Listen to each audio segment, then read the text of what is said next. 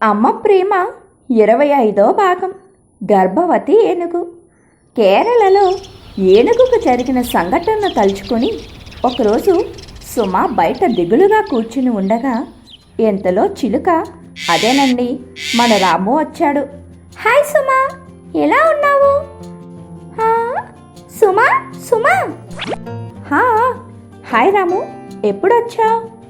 ఏదో దిగులుగా ఉన్నట్టున్నా. పాపం ఏనుగు, వారిని విడిచిపెట్టకూడదు. ఏమీ లేదులే రాము, వదిలే. ఏనుగు విడిచిపెట్టకూడదు. ఏంటి సుమా, ఏమైంది? అదంతా కదలే, నీవెలాగున్నావో చెప్పు. నేను బాగానే ఉన్నాను, కానీ కథ అంటున్నావుగా, ముందది చెప్పు. ఇంతలో రాధ ఇంట్లో నుంచి, వాడికా కథేంటో చెప్పొచ్చు కదే. అది ఇప్పుడు అవదులే, తర్వాత చెబుతాలే. అమ్మా చూడమ్మా, తర్వాత చెబుతానంటుంది. సుమా చెప్పే, ముచ్చట పడుతున్నాడుగా. సరే చెబుతాలే, మళ్ళీ వీడికి అమ్మ సపోర్ట్. మరేమనుకున్నావు ఈ రాముగాడంటే? ఈ ఎక్స్ట్రాలు చేస్తేనే నేను చెప్పనంటుంది. అమ్మా వద్దులే, చెబుతాను విను. ఒక అందమైన అడవి, పక్షుల కిలకిలతో, చుట్టూ పచ్చదనంతో హాయిగా ఉంది అక్కడి వాతావరణం. అక్కడే గాయత్రి అనే ఏనుగు ఉంది. అది చాలా మంచిది. రోజు అక్కడి అడవంతా హాయిగా తిరుగుతూ, దొరికిన ఆహారం తింటూ, అక్కడి నదిలో జలకాలు ఆడుతూ ఉండేది. ఎవ్వరికి ఎటువంటి హాని తలపెట్టక తన పని తాను చేసుకుంటూ ఉండేది. హో, మంచి ఏనుగన్నమాట. తరువాత తను గర్భవతి అని తెలిసి చాలా సంబరపడిపోయింది. చాలా ఆనందంగా ఉంటూ, ఇక నుంచి నేను చాలా జాగ్రత్తగా ఉండాలి. గంతులు వెయ్యకూడదు, పరిగెత్తకూడదు, వేళకు తినాలి, వేళకు నిద్రపోవాలి. అప్పుడే నా బిడ్డ ఆరోగ్యంగా ఉంటుంది అని అనుకుంటూ సిగ్గుపడిపోయింది. అబ్బో, ఏనుగు గర్భవత? మామూలుగా లేదుగా స్టోరీ. చాలా కూల్గా సాగిపోతుంది. కూల్గా కాదు, కానీ ఇప్పటి నుంచే హాట్గా ఉంటుంది. అవునా, చెప్పు. ఏనుగు అలా ఉండగా అదే అడవిలో ఇద్దరు వేటగాళ్ళు మాట్లాడుకుంటూ, ఒరేయ్, మనం ఎలా చిన్న చిన్న జంతువులను చంపి ఎన్నాళ్ళు ఇలా ఉంటాము? నాకు అదే అనిపిస్తుంది. వేరే పనేమైనా చేద్దామంటే మనకి వేరే పనేమీ చేత కాదు. కొడితే ఏనుగు కుంభస్థలాన్ని కొట్టాలి, దెబ్బకు సిట్లయిపోవాలి. ఏనుగు కుంభస్థలం అంటే గుర్తొచ్చింది. నా దగ్గర ఒక ఐడియా ఉంది. నీవు కాదన్నంటే చెబుతాను. నీవెలాగూ నేను కాదన్నా చెబుతావనుకో. సరే, ఏంటో చెప్పు. నాకు తెలిసిన ఒక పెద్ద పార్టీ ఉంది. వాళ్ళు ఏనుగు దంతాలు, పులి చర్మాలు లాంటివి ఎక్స్పోర్ట్ చేస్తున్నారు. ఏనుగు దంతాలకైతే మంచి గిరాకీ ఉంటుందట. అయితే ఇప్పుడు ఏమంటావు? ఏనుగుల్ని వేటాడదామంటావా? ఓరి, ఇట్టే కనిపెట్టేస్తావే. అవును, ఏనుగుల్నే వేటాడదాం. అవునా, మన వల్ల అవుతుందా? చిన్న చిన్న జంతువులను పట్టుకోవటానికే తల ప్రాణం తోక్కొస్తుంది. తేడా వస్తే ప్రాణం తోకకు కాదు, మొత్తానికి పైకి పోతుంది. నువ్వు ఊరికే కంగారు పడకు. నా దగ్గర ఒక ఆలోచన ఉంది. అది నీవు విన్నావంటే నీవెలాగూ నేను విననన్నా చెబుతావనుకో. సరే, ఏంటో చెప్పు అని అనగా వేటగాడు తన ఆలోచనను మరో వేటగాడికి చెప్పాడు. అది విన్న రెండో వేటగాడు, నీవు చెప్పినట్టు జరుగుతుందంటావా? ఓ, తప్పకుండా. లేదంటే ప్లాన్ బి కూడా ఉంది. అవన్నీ ఎందుకులే కానీ ప్లాన్ ఏనే అమలు చేద్దాం. ఓకే, డన్ అని మాట్లాడుకుంటున్నారు. ఈ ప్లాన్ ఏ, ప్లాన్ బి ఏంటి? అయినా వీళ్ళంతా ఎవరు? అసలు ఏనుక్క చెప్పకుండా ప్లాన్ ఏ, ప్లాన్ బి అంటే ఏదైనా ఒక పని చేసేటప్పుడు ముందుగానే ఆలోచనను సిద్ధపరచుకోవటం. మొదటిది కాకపోతే రెండోదని, అంటే ప్లాన్ ఏ వర్కౌట్ కాకపోతే ప్లాన్ బి అని. వీళ్ళే జంతువులను వేటాడే వేటగాళ్ళు. అవునా? అమ్మో, సరే, మన ఏనుగుకు ఏమైందక్క? మన ఏనుగు ఒకరోజు బయటకు వెళ్ళి బాగా అలసిపోయి ఒక చెట్టు కింద నిద్రపోతూ ఉండగా కలలో తన బిడ్డతో జాలీగా తిరుగుతూ, తల్లి, నీవు మంచిగా చదువుకోవాలి, అందరినీ గౌరవించాలి, చక్కగా ఆడుకోవాలి, పాడుకోవాలి.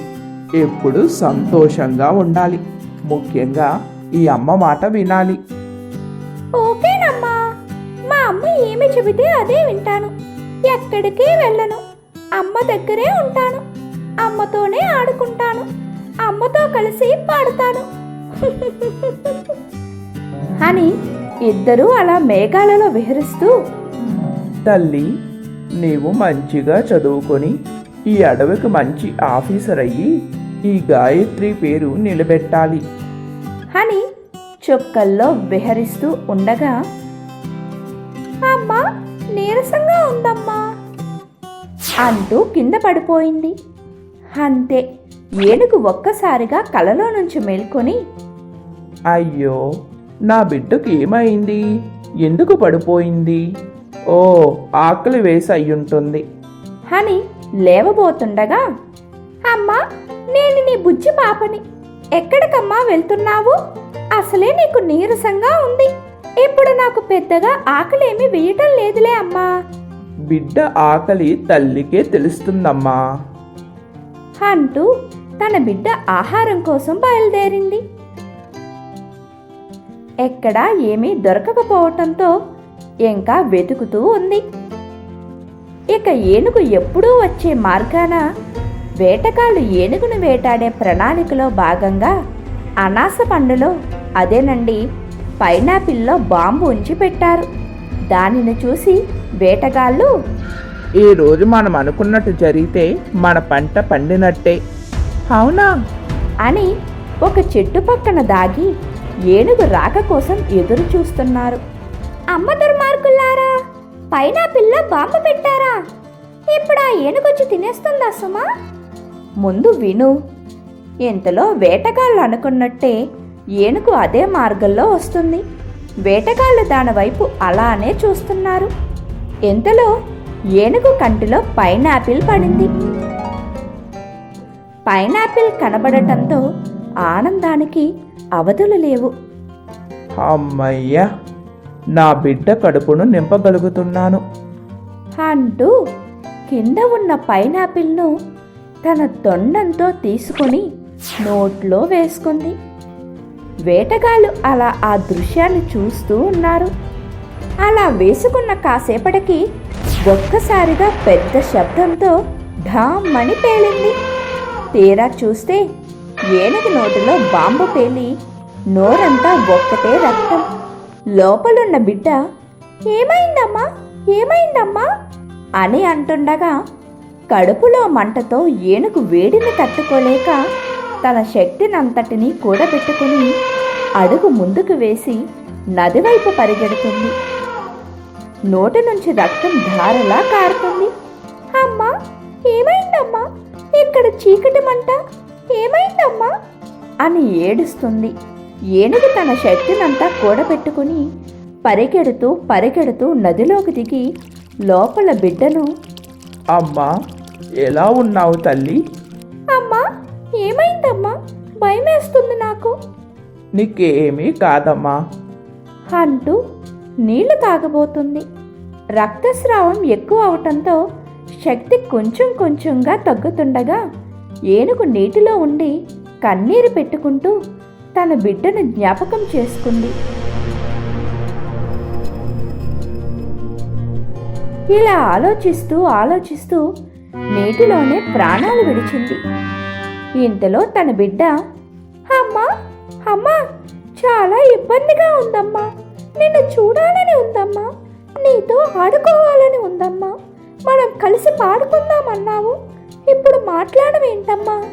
నాకు ఆహారం ఏమీ వద్దు, నీ ఉంటే చాలు, నేనెప్పుడూ నీతోనే ఉంటాను, నీతోనే వచ్చేస్తాను, ఎందుకంటే అమ్మ తప్ప నాకు ఈ లోకంలో ఎవ్వరూ లేరు అంటూ బిడ్డ కూడా ప్రాణాలు విడిచింది. అయ్యో పాపం, దుర్మార్గులు ఎంత పని చేశారో తలుచుకుంటేనే గుడ్డ బరువైపోతుంది సుమా. ఏదో నిజంగా జరిగినట్టు చెప్పావు. జరిగినట్టేంటి, నిజంగానే జరిగింది. అవునా సుమా, ఎక్కడా? అవును, మన దేశంలోనే, కేరళ రాష్ట్రంలో. అవునా, మన కేరళలోనా? మరి వారిని పట్టుకున్నారా? అప్పుడెప్పుడు సల్మాన్ ఖాన్ జింకల్ని వేటాడాడని జైల్లో పెట్టారు. అలాగైతే వీరిని ఉరితీయాలి. అలా శిక్షలు సక్రమంగా పడితే ఎప్పటికీ చాలా మంది జైల్లోనే ఉండేవారు.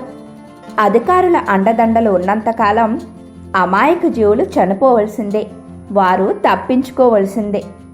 ప్రతి జంతువు మరణం వెనుక వేటగాడున్నట్టే ప్రతి జంతువు వెనుక ఒక ఇలాంటి కథ ఒకటి ఉంటుందని గుర్తుంచుకోవాలి. ఇలా ప్రతిరోజు వందల జంతువులు చనిపోతున్నాయి. కేవలం లెక్కల్లో తేలినవి ఎన్నో. అయినా మనిషి ధనానికి ఆశపడి మానవత్వం లేక విచక్షణ కోల్పోయినంతకాలం ఇలాంటి దుర్ఘటనలు జరుగుతూనే ఉంటాయి. అది జంతువు అయినా తోటి మనిషి అయినా చివరికి బలి కావాల్సిందే. చూశారు కదా ఫ్రెండ్స్, అవి కూడా మనలాంటివే. అవి అడవిలో ఉంటున్నాయి, మనం ఇక్కడ ఉంటున్నాం, అంతే తేడా. దయచేసి మనిషిగా బ్రతికి తోటి వారిపై మానవత్వాన్ని చాటుదాం, సరేనా?